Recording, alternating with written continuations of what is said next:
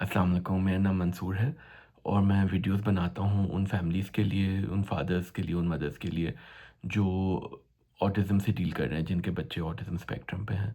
और इसमें मैं अलग-अलग लाइफ़ हैक्स और एडवाइस और डिफरेंट जो मेजर्स हैं, जो जिसमें आपको इस जर्नी में हेल्प करेगी, उसके ऊपर बात करता हूँ। एक बहुत इम्पॉर्टेंट चीज़ है जो ऑटिज़म रिलेटेड है, जो अगर आपका बच्चा ऑटिज़म स्पेक्ट्रम पे जिसके ऊपर आपको ज़हन देना है, ध्यान देना है, वो है फाइनेंशियल प्लानिंग।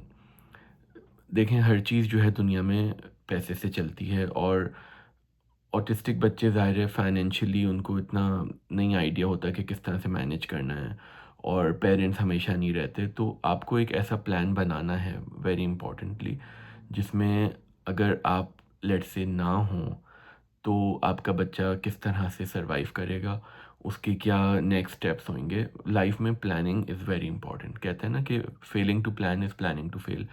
तो हर चीज़ का एक प्लान होना चाहिए। स्पेशली देखें, अगर कोई इंसान अगर ऑटिज़म पे नहीं है तो उसको फिर भी काफ़ी चीज़ें पता होंगी कि किस तरह से वो डील करेगा, मैनेज करेगा। वैसे तो अल्लाह ताला हर बच्चे पे माँ-बाप का साया हमेशा सलामत रखे, लेकिन प्लानिंग बहुत इम्पॉर्टेंट है।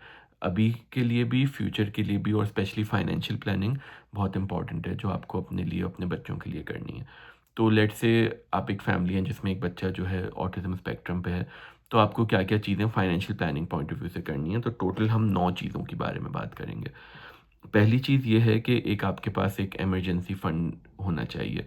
ज़ाहिर है हर फैमिली की इकोनॉमिक सिचुएशन डिफरेंट होती है, आपको अपने हिसाब से देखना है कि इतनी रकम जो है अरेंज हो जिसमें आप उस बच्चे की थेरेपीज़ करा सकें, कैंप्स करा सकें। रिस्पाइट अक्सर होता है, रिस्पाइट उसे कहते हैं जो अगर कोई हेल्पर आके आपकी हेल्प कर दे ताकि आपको थोड़ा ब्रेक मिल जाए।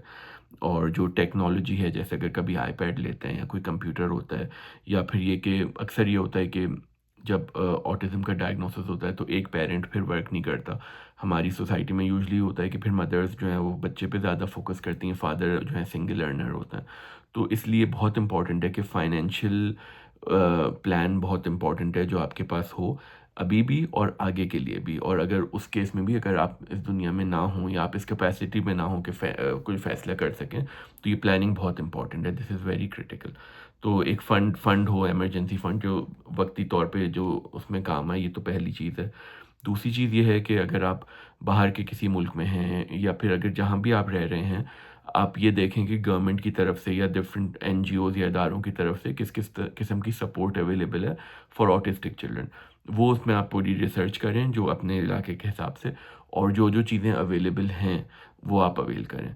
कुछ जगहों पे एनजीओज़ करते हैं, कुछ जगह पे गवर्नमेंट्स करती हैं, कुछ जगह पे लोकल काउंसिल्स करती हैं, कुछ जगह पे डिफरेंट प्लान्स होते हैं। तो आप अपने इलाके के हिसाब से उसको पता करें कि वहाँ पे क्या है और वो आप उसको अपने प्लानिंग में ले आएँ।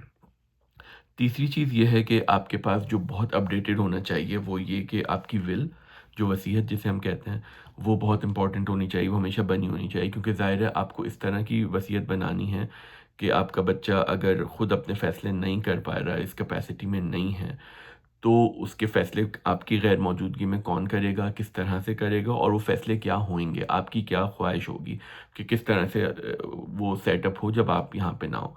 तो वो वसीयत बहुत इम्पोर्टेंट है। कौन आपके बच्चे का गार्डियन होगा?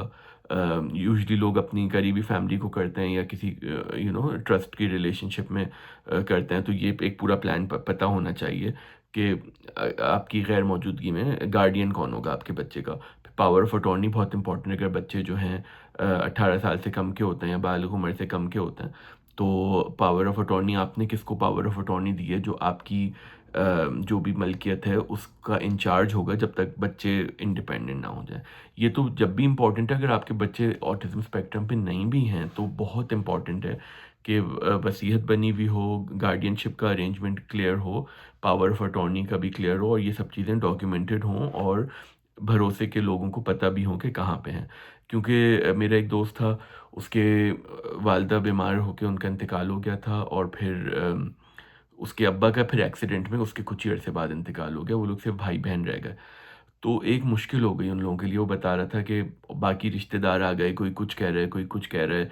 वो तो शुक्र है उसके भाई-बहन बड़े वाले थोड़े समझदार थे, उन लोगों ने सब नॉइज़ आउट की, सब बैठे उन्होंने पूरा फ़ैसला किया। 2 महीने बाद उसकी छोटी बहन की शादी भी थी, उन लोगों ने पहले शादी निपटाई, फिर शरई तरीके से उन्होंने किया, तो इट वर्क्ड आउट। लेकिन वो सबको पकड़-पकड़ के ये एडवाइस देता था कि वसीयत बना के रखो, गार्डियनशिप, पावर ऑफ अटॉर्नी क्या चीज़ हो, क्या प्लान हो, लीगल तरीके से वो इन्फोर्सेबल हो, कुछ केसेस में लॉयर्स बनाते हैं वसीयत। तो ये बहुत इंपॉर्टेंट है कि स्पेशली ऑटिस्टिक बच्चे के केस में कि कौन उसको गार्डियनशिप में लेगा, कौन पावर ऑफ अटॉर्नी से आपकी जो भी मलकियत है वो उसके लिए इस्तेमाल करेगा और उस बच्चे के अपने नाम पे क्या होगा और बाकी भाई-बहन जो हैं अगर तो उनके नाम पे क्या होगा। तो ये चीज़ों पे आप प्लीज़ ज़रा गौर से वो देखिएगा। एक और चीज़ जो बहुत इम्पोर्टेंट है जो आपको देखनी है फ्यूचर के लिए वो आपके बच्चे की पोस्ट सेकेंडरी एजुकेशन है। अक्सर बच्चे जो हैं अगर कुछ स्पेक्ट्रम पे लो फंक्शनिंग हैं तो वो रेगुलर स्कूल में नहीं जाते। अगर हाई फंक्शनिंग है तो जा रहे होते हैं तो उनका तो एक प्रोग्रेशन चल रहा होता है लेकिन अगर लो फंक्शनिंग है तो नहीं जा रहे होते। तो जैसे अक्सर ये होता है कि वोकेशनल ट्रेनिंग कोई स्किल जो है आप बच्चे को सिखाएँ उसके ऊपर थोड़ी प्लानिंग करें। जितना मैंने देखा है ऑटिज़्म के बारे में कि हर बच्चे में ना कोई सुपर पावर होती है ऑटिस्टिक बच्चे में। कुछ बच्चे बिल्डिंग बड़ी अच्छी कर लेते हैं, कुछ मैथ्स में बहुत जीनियस होते हैं, कुछ कंप्यूटर के विज़ होते हैं, कुछ को लैंग्वेजेज़ आती हैं। बाकी चीज़ें उनकी भले कम्युनिकेशन स्किल्स और वो जो हैं बहुत पीछे होंगे, लेकिन कोई एक आध सुपर पावर ऐसी होती है जो उनको अल्लाह ताला ने नवाज़ा होता है उससे। आपको ये देखना है एज़ पेरेंट्स कि आपके बच्चे में वो कौन-सी सुपर पावर है, उसको आप पूरी तरह से जो है एक्सप्लॉइट करें। Don't run in the rat race कि बच्चे ने इतना पढ़ना है, 12वीं पढ़नी है, फिर यूनिवर्सिटी ये सब नहीं। ये देखें बच्चे की क्या सुपर पावर है, उसको आप कितना अच्छा तराश सकते हैं और उसको दुनिया के हिसाब से बना सकते हैं। कितने लोग ऐसे हैं जिन्होंने इन्वेंशन्स की, कितने बड़े-बड़े साइंसदान हैं जो ऑटिस्टिक थे। एल्बर्ट आइंस्टाइन का भी कहते हैं कि वो 6 ईयर्स तक उनको जो है ना लिखना-पढ़ना नहीं आता था। बड़ी वो मशहूर वो कहानी भी है कि उन्होंने वो लेटर लिखा था उनकी माँ को कि हम स्कूल वालों ने कि इस बच्चे को नहीं लेंगे और माँ ने फिर बच्चे को ये बोला कि अब वो लोग ये कह रहे हैं कि वो इस काबिल नहीं है कि इस बच्चा इतना ज़हीन है कि हम ले लें और वो एल्बर्ट आइंस्टाइन को लेटर बाद में मिला था, जब उनकी माँ का इंतकाल हो गया था। तो माँ की आप विज़डम देखें कि माँ ने वो बच्चे को नहीं बताया कि स्कूल ने निकाला है। माँ ने ये बोला कि स्कूल इस लायक नहीं है कि तुम्हें अकोमोडेट करे। वो बच्चा फिर एल्बर्ट आइंस्टाइन निकला। तो ये कि आपको अपने बच्चे की सुपर पावर देखनी है। ये मत सोचें कि उसने मैट्रिक, इंटर या ओ लेवल्स, ए लेवल्स ये सब इस तरह से करना है। करे तो बहुत अच्छा है। अगर नहीं भी कर पा रहा हो उसको ऐसी कोई ट्रेनिंग दें, वोकेशनल ट्रेनिंग। कुछ लोग कुकिंग में कुछ बच्चे बहुत अच्छे होते हैं, कुछ जो है पेंटिंग में, बिल्डिंग में, वो बच्चा टू बच्चा वेरी करता है। हर बच्चा डिफरेंट है ऑटिज़्म स्पेक्ट्रम पे। आप एक बच्चे से मिले तो एक ही बच्चे से मिले, आप जनरलाइज़ नहीं कर सकते, लेकिन माँ-बाप अपने बच्चे को बहुत अच्छी तरह जानते हैं। तो आपको ये देखना है आपके बच्चे की क्या सुपर पावर है, उसके हिसाब से आप उसको ट्रेनिंग दें और उसमें आप उसको वो हुनर सिखाएँ ताकि उस बच्चे के आगे जाके वो अपने पैरों पे खड़ा हो सके। फिर जो है आपको एक और चीज़ जिसकी प्लानिंग करनी है नंबर 5 वो है लिविंग अरेंजमेंट। ये बहुत क्लियर होना चाहिए कि वो बच्चा जो है अभी कहाँ रह रहा है, आगे कहाँ रहेगा, आप जब नहीं होंगे तो उसका क्या अरेंजमेंट होगा। अगर कोई आपके पास प्रॉपर्टी है तो उसकी आप इस तरह से शेयर बनाएँ और एक अरेंजमेंट ऐसा कर दें कि उसका सिलसिला चलता रहे। देखें अगर आपके ज़हन में तो बहुत चीज़ें होंगी लेकिन लेट्स से आप नहीं मौजूद हैं, तो फिर किसी को तो कुछ नहीं पता ना, जो जिस हिसाब से सोचेगा वो ही करेगा। लेकिन आप अगर ये चीज़ें अरेंज करके, प्लान करके, कम्युनिकेट करके रखेंगे, तो आपके लिए भी अच्छा है, आपके बच्चे के लिए भी अच्छा है और जो बाकी लोग जो फिर केयर टेकर्स होते हैं, उनके लिए भी अच्छा है। तो लिविंग अरेंजमेंट पे आपको देखना होगा। एक और चीज़ ट्रांसपोर्टेशन होती है। आपको ये देखना होगा कि जो लिविंग अरेंजमेंट के साथ ही है कि बच्चा जो है कहाँ रहेगा और किस तरह सफ़र करेगा। कुछ बच्चे पब्लिक ट्रांसपोर्ट पे नहीं जा पाते, कुछ लोगों के साथ कुछ और अरेंजमेंट होता है।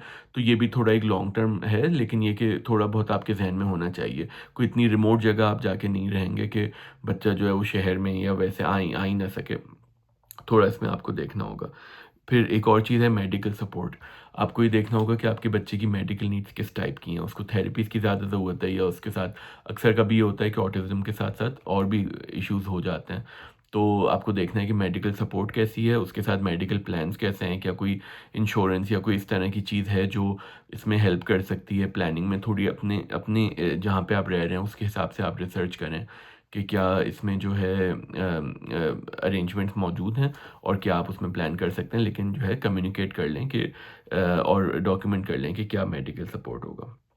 फिर again long term funding plan भी अक्सर ये होता है कि कुछ लोग जो हैं कुछ पैसा अलग से रख देते हैं ताकि बच्चा जब बड़ा हो, बाकी तो भाई बहन अपनी जॉब्स में और अपने करियर्स में लग जाएंगे, लेकिन इस बच्चे के लिए हो सकता है कोई ऐसा अरेंजमेंट करना हो जिससे अगर वो वर्क करने के लायक नहीं भी है तो उसको कोई महीने के या उसके ना कुछ पैसे मिलने लगें। तो अगर आपके हालात इजाज़त देते हैं तो कोई इस तरह का अरेंजमेंट कर लें जिसमें बच्चे को जो है थोड़ी बहुत फंडिंग मिलती रहे ताकि वो किसी के आगे हाथ ना फैलाए, मोहताजी उसको ना हो। आपको बस मेन फ़ोकस ये है कि किसी भी तरह से आपका बच्चा मोहताज ना हो किसी पे। अल्लाह ताला सबको मोहताजी से बचाए, लेकिन स्पेशली अगर बच्चा ऑटिस्टिक है, तो आपको ये थोड़ा आपकी ज़िम्मेदारी है कि आप ये प्लान करें कि बच्चा रहेगा कहाँ, उसका ट्रांसपोर्ट अरेंजमेंट क्या होगा, उसका मेडिकल अरेंजमेंट क्या होगा और उसकी जो है फाइनेंशियल अरेंजमेंट क्या होगा। इन चीज़ों को आप क्लियरली समझें, डॉक्यूमेंट करें, कम्युनिकेट करें। आखिरी चीज़ ये है कि आप प्रे करें। सबसे ज़्यादा ये दुआ करें कि आपका साया आपके बच्चे पे रहे और आपका बच्चा इतना इंडिपेंडेंट बन जाए कि अगर आप नहीं भी हों तो वो खुद ही फंक्शनिंग कर ले, उसके अच्छे लोगों से वास्ता पड़े, उसके अच्छे हमसफ़र हों, ताकि जो है ये प्रेइंग इज़ मोस्ट इम्पोर्टेंट और इसी भरोसे पे हम सब बेसिकली रहते हैं और इस दुनिया से जाते हैं कि ये भरोसा है कि अल्लाह ताला जो है हमारे बच्चे की हिफ़ाज़त करेगा और उसको जो है हर बुरी आफ़त से बचाएगा। That's the last message. All the best with everything until the next video. कोई और भी आपके अगर ज़हन में सवाल हो तो आप कमेंट्स में डालें तो हम उसको फिर अगली वीडियोज़ में कवर करेंगे। तब तक के लिए अल्लाह हाफ़िज़।